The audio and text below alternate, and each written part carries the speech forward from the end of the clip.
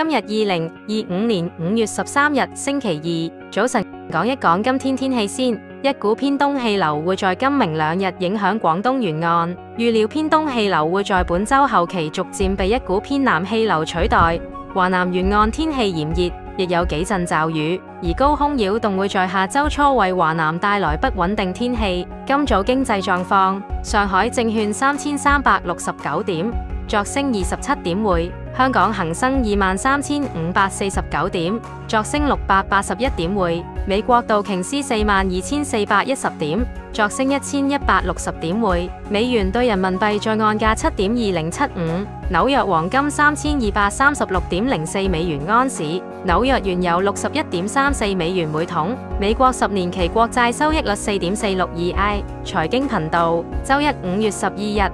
金融市場熱鬧，港股升返23000點，美股全線向上。中美喺日內瓦經貿會談後發出聯合聲明，雙方承諾5月14前一攬子行動，包括美方取消91%加徵關稅，中方同樣取消91%反制，美方暫停24%對等關稅，中方亦暫停24%反制，降幅超100%。呢個轉捩點標誌中美關稅戰有新方向，亦為全球經濟復甦帶來希望。自4月2日起1個半月，中美關稅戰中見曙光，股大坑萬冇田番滬指悄悄回升。摩根士丹利上週五話，見到中美可能達成貿易協議嘅跡象。美國對沖基金在投入中國買入美股同 A 股嘅股票。展望後市，關稅博弈未完，短期聚焦中美高層會談，參考美英貿易協議談判，或有反覆。高盛預計人民幣匯率12個月內升至1美元對7元，3個月內7.2。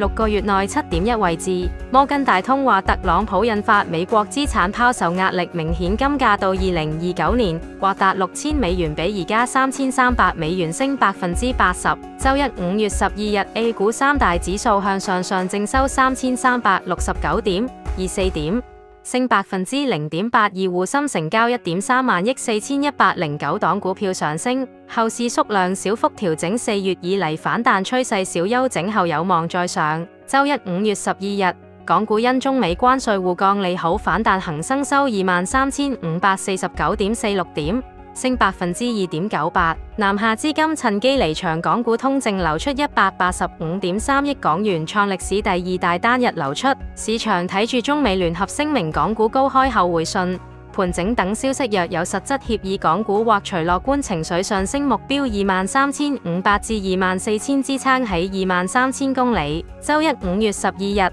美股三大指數上升，道指收42410.1點，升2.81%，納指升4.35%，標普500升3.26%，納斯達克中國金龍指數升5.4%。中美喺瑞士週末談判後同意臨時大幅減關稅，市場情緒受提振。本週關注 CPI 同 PI 通脹數據，有分析話90日關稅暫緩唔能完全解除4月2日對等關稅政策嘅不確定性，市場仍感脆弱。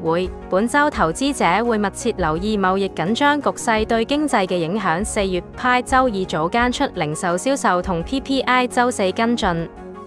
人生如期，財富自由係一場修行，順勢而為方能得到會。今日講住咁多先，聽日再見。